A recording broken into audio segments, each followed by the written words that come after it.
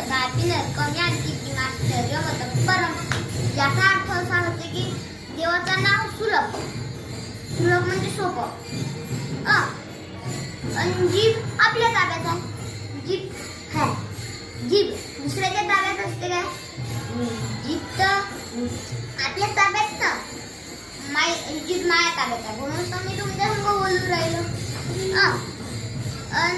याचा अर्थ देवाचं नाव सुलभ आहे, सोपं आहे. लोक देवाचं नाव नाही घेत तरी बी नरकात जातात.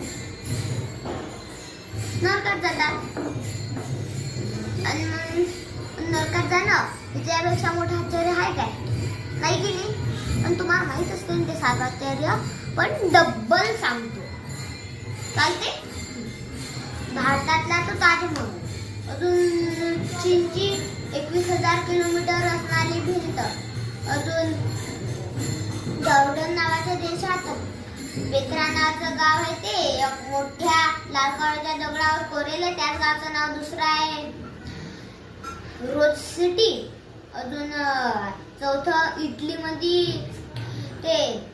इटलीमध्ये कोलोसियम नावाचा ग्राउंड आहे तो मोठा ते ग्राउंड. अजून 5वा आहे ब्राझील देशात येशू ख्रिस्तांचा पुतळा आहे. त्या पुतळ्याचं नाव आहे क्राइस्ट द रिडीमर. असे हात करून आहे तो पुतळा. तो महाग आहे. तो 5वा आश्चर्य. आता 6वं आश्चर्य आहे की पेरू नावाच्या देशात एक मोठा डोंगर आहे. त्या डोंगरावर एक शहर आहे, गाव नाही शहर.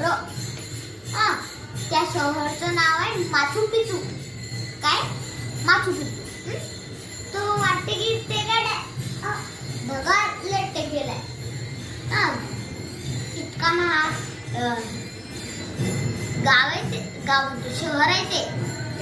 आता 7वं आश्चर्य आहे ते मेक्सिको नावाच्या देशात चिचेन इत्जा नावाचं पिरॅमिड आहे. त्या पिरॅमिडचं वजन काय? सूर्य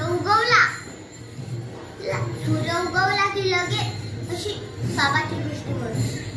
तुम्ही हालताना तुम्ही म्हणता की त्याचं साप असेल. साप गिप नसते, ते मतानच पडते. कोणाला माहित नाही की साप कुठं आहे, त्याची सावली पडून राहिली असं नाही, ते मतानच पडते.